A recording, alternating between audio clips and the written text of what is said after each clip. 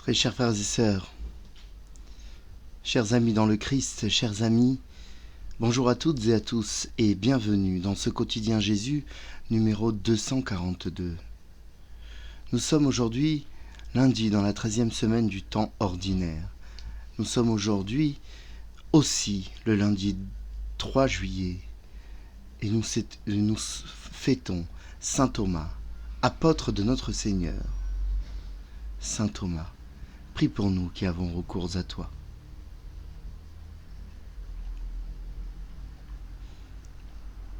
Au nom du Père, et du Fils, et du Saint-Esprit. Amen.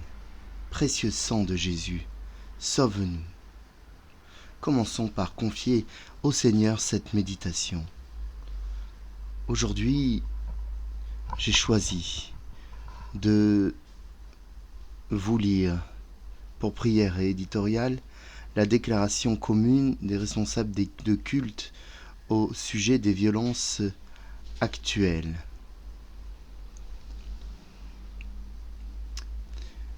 Cette déclaration a été mise en ligne par la Conférence des évêques de France notamment.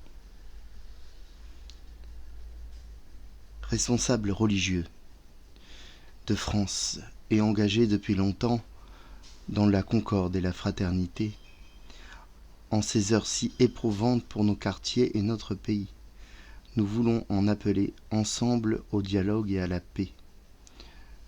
Nous partageons la douleur de la famille de Naël et prions pour elle, tout spécialement pour sa maman. Nous entendons les souffrances et les colères qui s'expriment. Nous affirmons aussi d'une seule voix que la violence n'est jamais un bon chemin. Nous déplorons vivement les destructions d'écoles, de magasins, de mairies, des moyens de transport. Les premiers à souffrir des conséquences de cela sont justement les habitants, les familles et les enfants de ces quartiers.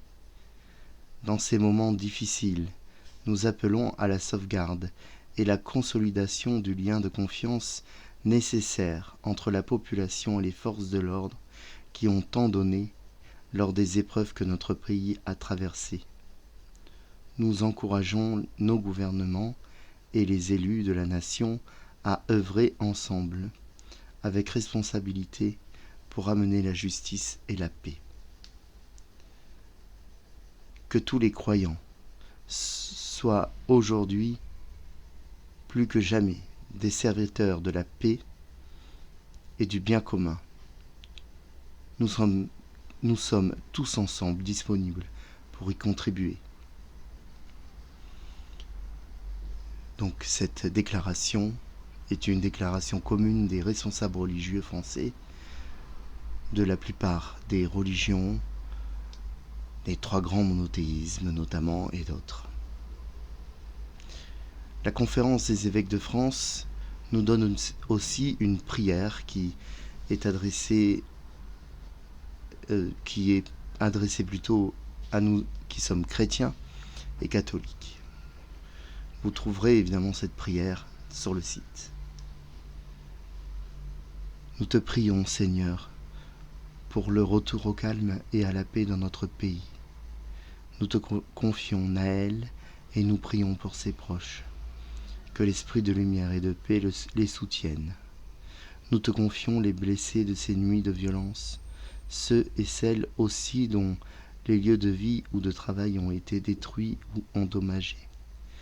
Nous te prions, Seigneur, pour les personnes engagées dans les forces de l'ordre et les services de l'État, soumis à de fortes pressions et parfois attaqués. Inspire-nous pour qu'avec les croyants d'autres confessions chrétiennes et d'autres religions, ainsi qu'avec l'ensemble de nos concitoyens, nous sachions être des artisans de dialogue et de paix. Nous te supplions encore qu'au-delà même des explosions actuelles, notre société sache identifier avec lucidité les sources de la violence et trouver les moyens de la dépasser. Amen. Chers frères et sœurs, je n'oublie pas nos prières habituelles. Je n'oublie pas de prier de prier pour la petite Alba qui combat la maladie, de prier pour Laetitia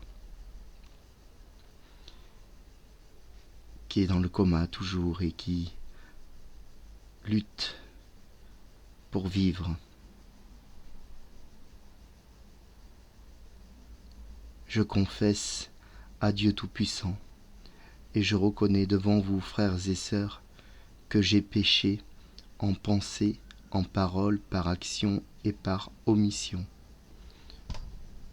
Oui, j'ai vraiment péché. C'est pourquoi je supplie la bienheureuse Vierge Marie, les anges et tous les saints, et vous aussi, frères et sœurs, de prier pour moi le Seigneur notre Dieu. Que Dieu Tout-Puissant nous fasse miséricorde, qu'il nous pardonne nos péchés et nous conduise jusqu'en sa vie éternelle. Amen. Seigneur, prends pitié. Ô Christ, prends pitié. Seigneur, prends pitié.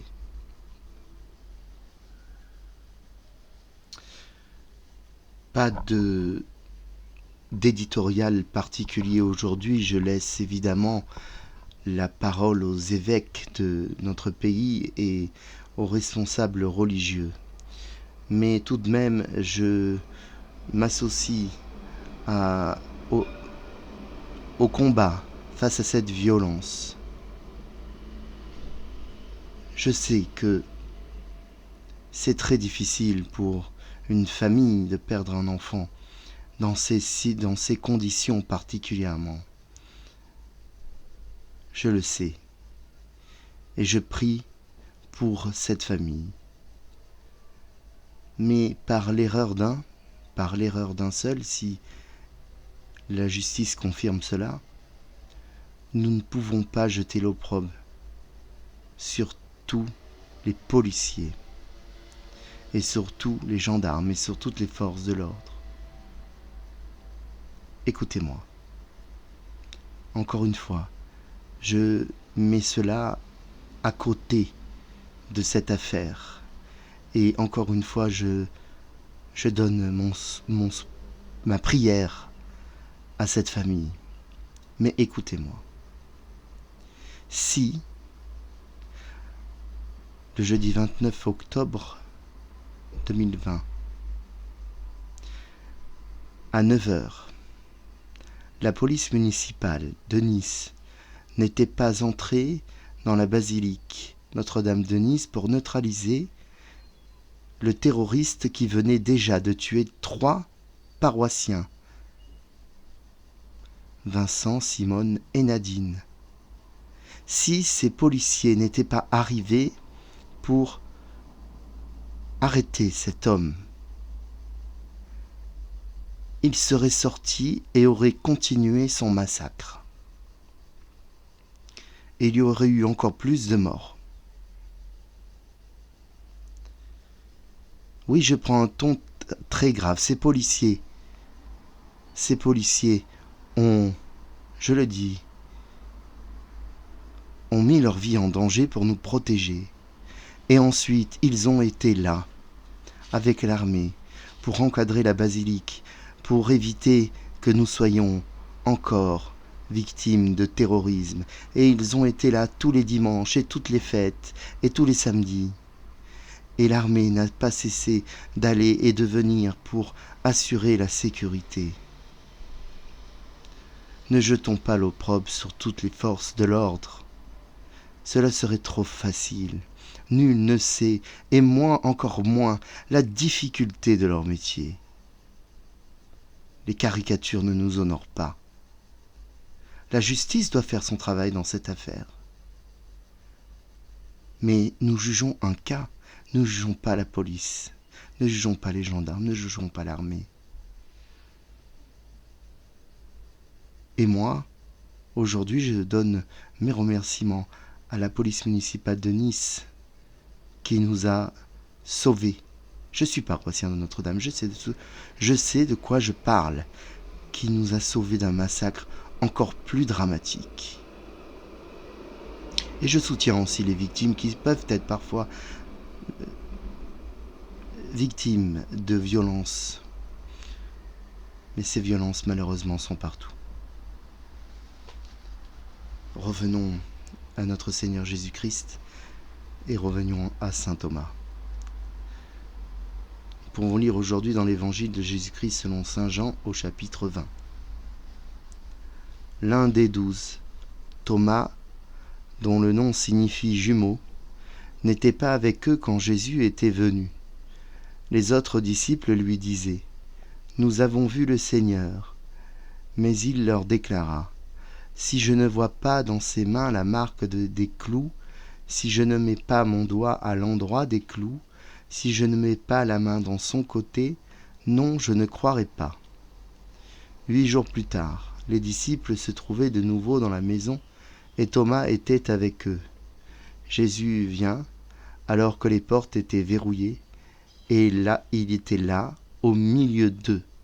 Il dit : « La paix soit avec vous. » Puis il dit à Thomas : « Avance ton doigt ici, et vois mes mains. Avance ta main, et mets-la dans mon côté. Cesse d'être incrédule, sois croyant. » Thomas lui dit alors : « Mon Seigneur et mon Dieu. » Jésus lui dit : « Parce que tu m'as vu, tu crois. Heureux ceux qui croient sans avoir vu. » Nous acclamons ta parole. Louange à toi, Seigneur Jésus.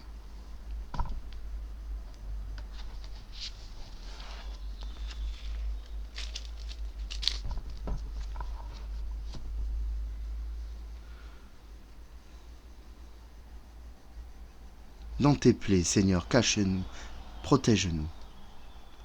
Lorsqu'on parle de saint Thomas, on parle de celui qui ne croit pas sans voir. Et il me semble que c'est un peu injuste et réducteur. Thomas est avant tout un disciple de Jésus, fait apôtre, un des 12. Thomas est un homme de caractère. Il fait partie de ceux qui ont contribué à la construction de l'Église dont le Christ est la pierre angulaire. Nous sommes dans cet épisode au lendemain de la Passion et de la mort de Jésus sur la croix. Il règne une odeur de sang et d'horreur. La plupart des apôtres se sont enfuis pour se mettre à l'abri, pour éviter les représailles. Parce qu'ils ont paniqué, parce qu'ils ont eu peur. Les apôtres se sont calfeutrés et ont verrouillé toutes les portes. Mais Jésus apparaît. De nulle part. Jésus vient dans la splendeur du ressuscité. Et les apôtres ont du mal à le reconnaître, mais leurs doutes sont vite dissipés par les paroles du Seigneur. Leurs angoisses tombent.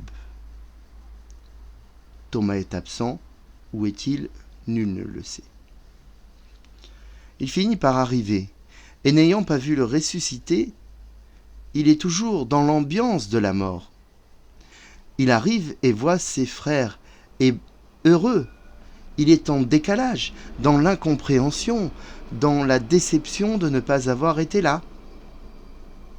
Aussi s'époumonne-t-il dans son refus de croire, parce qu'il n'a pas eu la chance de voir et qu'il ne l'aura peut-être plus jamais.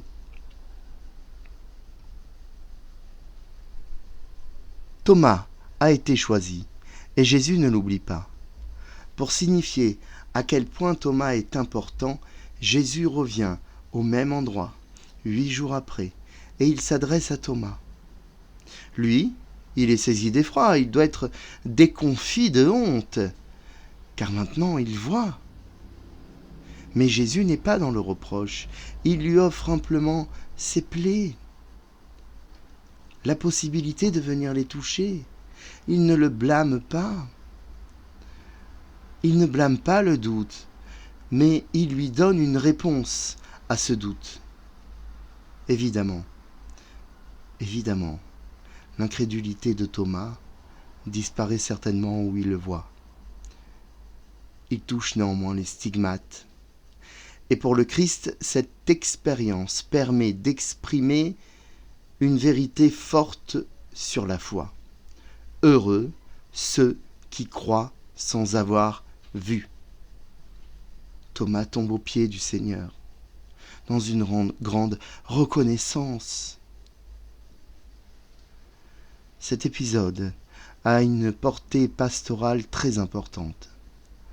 En s'adressant aux apôtres à travers Thomas, Jésus les pousse dans l'humilité de ceux qui croient parce qu'ils ont vu et leur montre qu'ils iront maintenant devant ceux qui croiront sans voir. Nous sommes cela. Nous sommes cette génération depuis 2000 ans et nous avons des réactions semblables à saint Thomas. Des doutes, des choses et des dogmes qu'il nous est difficile d'admettre.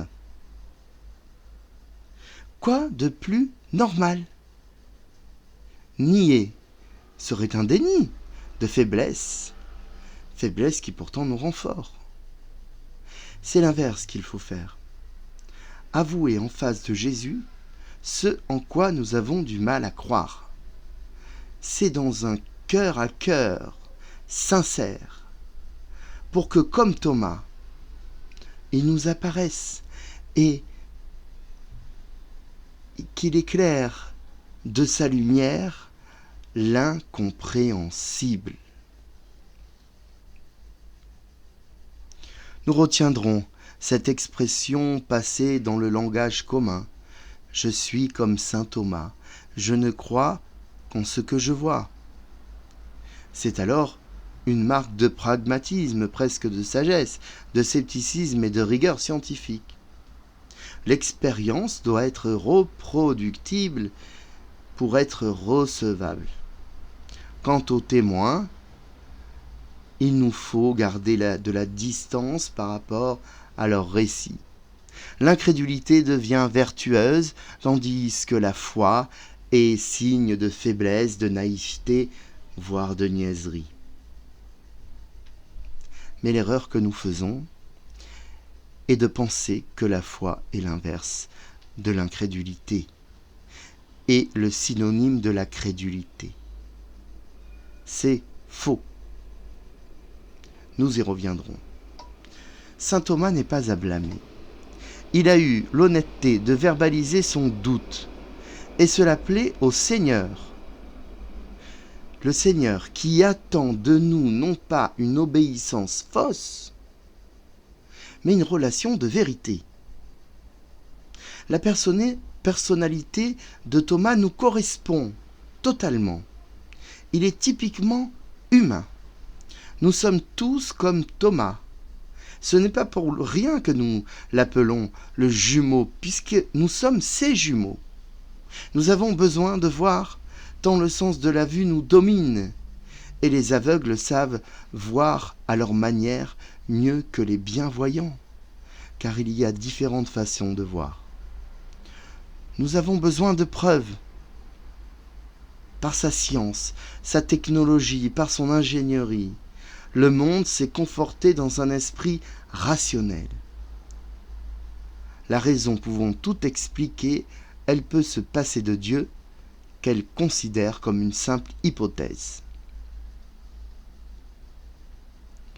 Pourtant, la science n'est pas le monde de la certitude. C'est un scientifique qui vous le dit.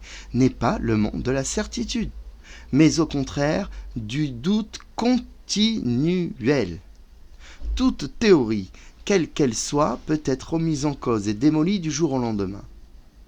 Nous avons ainsi vécu bon nombre de révolutions scientifiques et culturelles sur la rotondité de la Terre, son mouvement autour du Soleil, sur l'expansion de l'univers et la théorie du Big Bang, sur la relativité d'Einstein, l'étonnante et déconcertante mécanique quantique, sur le vivant, la découverte de l'ADN et du génome. Notre vision de l'univers et de nous-mêmes a changé.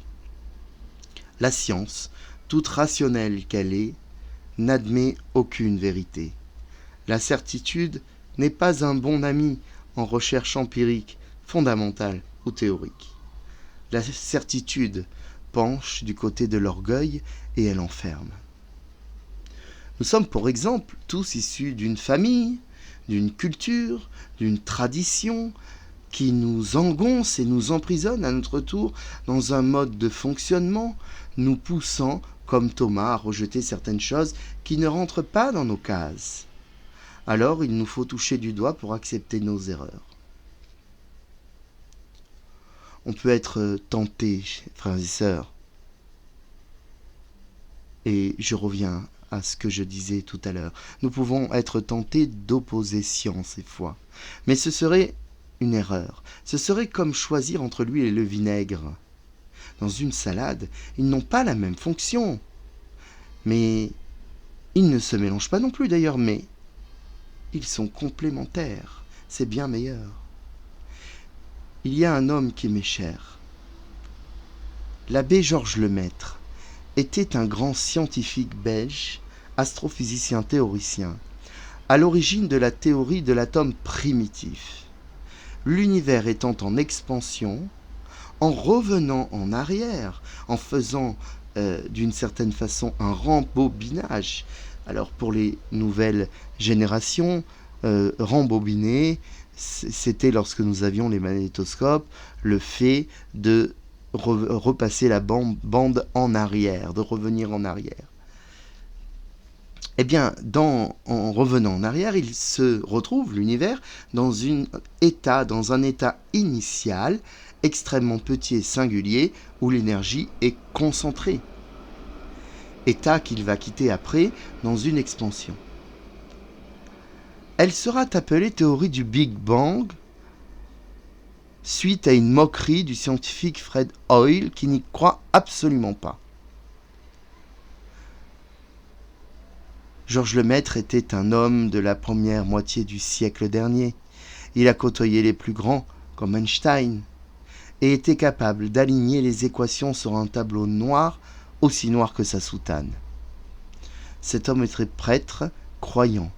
Jamais il n'a accepté de mélanger sa foi bien accrochée et la science.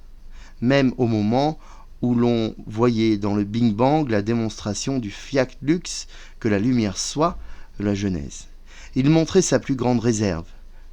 Je vous conseille d'aller écouter un de ces rares interviews, vous retrouverez le lien évidemment dans les commentaires. Pourquoi a-t-il refusé de mettre la science au service de la foi ? On est en droit de se le demander, nous autres qui sommes chrétiens. Georges Lemaître savait que sa théorie pourrait à tout moment être remise en question. En revanche, sa foi en Jésus-Christ ne pouvait pas être remise en question. Introduire Dieu dans la science, c'est l'accepter comme une hypothèse potentiellement écartable. Dieu est l'absolu. Dieu, donc, ne peut être une hypothèse scientifique que l'on peut écarter. Notre Seigneur Jésus est le chemin, la vérité et la vie. Nous ne savons pas grand-chose sur cette vérité, car la toute-puissance de Dieu nous échappe. Mais nous savons que cette vérité porte un nom, celui de Jésus-Christ, celui de Jésus, dans le mystère trinitaire, car il est Jésus. Il a créé cet univers et surtout, il est cet amour absolu qui nous comble. Qui peut mettre l'amour en équation ? Alors oui, nous avons besoin, comme Thomas, de mettre nos doigts dans les saintes plaies du Seigneur. Et c'est dans nos croix personnelles que nous les retrouvons. Oui, nous pouvons voir Jésus dans la Sainte Eucharistie et sans savoir pourquoi ni comment, nous savons qu'il est là. La foi passe par l'intelligence, mais d'abord par le cœur. C'est par notre cœur que Jésus vient se révéler, comme à Thomas, ressuscité. Les plus humbles, qui n'ont pas accès à cette culture, sont pourtant les premiers dans le royaume des cieux. C'est par notre cœur que Jésus vient nous ressusciter. C'est dans notre cœur qu'il s'installe. Le Créateur seul connaît les mystères de cet univers. Mais ce que nous savons, c'est qu'il a voulu qu'il soit, et il fut, pour nous permettre d'exister. Rendons grâce pour ce monde infiniment bon. Demandons au Christ de nous montrer ses saintes plaies, car là est aussi la grâce pour que nous puissions contempler son amour infini pour nous et pour qu'il puisse nous y cacher, nous y abriter, nous y consoler. Amen.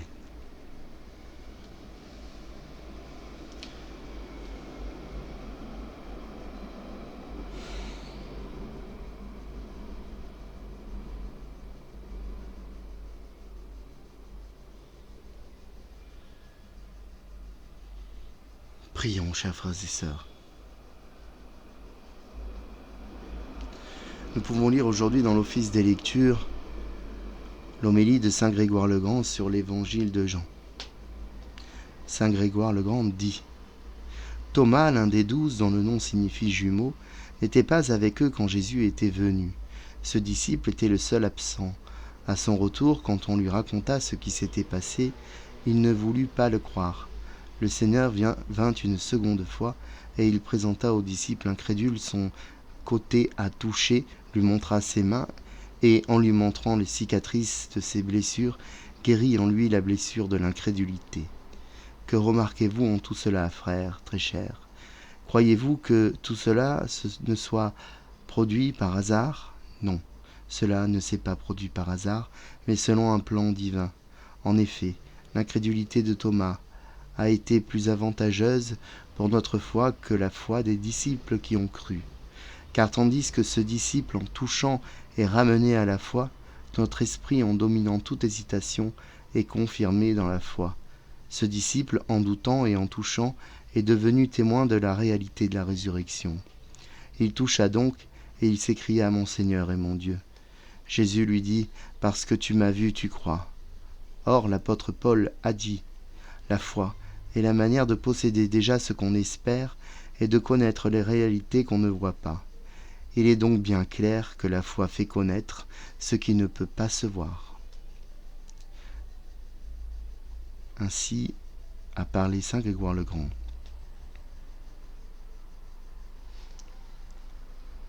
Oremus. En ce jour où nous célébrons l'apôtre Saint Thomas, accorde-nous, Dieu Tout-Puissant, de reprendre courage. Fais que nous ayons la vie en comprenant à notre tour que Jésus-Christ est Seigneur, lui qui règne pour les siècles des siècles. Amen. Je voudrais, chers amis, lire avec vous cette fameuse prière de Saint Ignace de Loyola. Et je finirai par cela pour ne pas faire une vidéo trop longue. Âme de Jésus-Christ, sanctifie-moi. Corps de Jésus-Christ, sauve-moi. Sang de Jésus-Christ, enivre-moi. Eau du côté du Christ, lave-moi. Passion de Jésus-Christ, fortifie-moi. Ô bon Jésus, exauce-moi. Cache-moi dans tes plaies. Ne permets pas que je ne sois jamais séparé de toi. Défends-moi contre la malice de mes ennemis. Appelle-moi à l'heure de ma mort et ordonne-moi d'aller avec toi, afin que je te loue avec tes saints dans tous les siècles des siècles. Amen. Je vous souhaite, chers et sœurs, à toutes et tous, un bon lundi de juillet, premier lundi de juillet.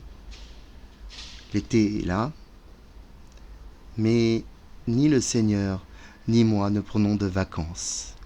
Et je serai là tout l'été pour vous livrer mes réflexions, si vous voulez bien les lire et les écouter, évidemment. Et je vous en remercie par avance. Continuons de prier fort pour que les violences s'arrêtent. Aujourd'hui, la grand-mère de Naël s'est exprimée. Souvent, les personnes les plus anciennes ont de la sagesse. Et elle a supplié que cela s'arrête. Parce qu'elle n'endort pas. Elle demande que ces violences s'arrêtent. Alors, par pitié, à ceux qui cassent, écoutez-la. Demandons au Seigneur Tout-Puissant qu'il nous bénisse, lui qui est Père, Fils et Saint-Esprit. Amen. Chers amis, bonne journée et à demain.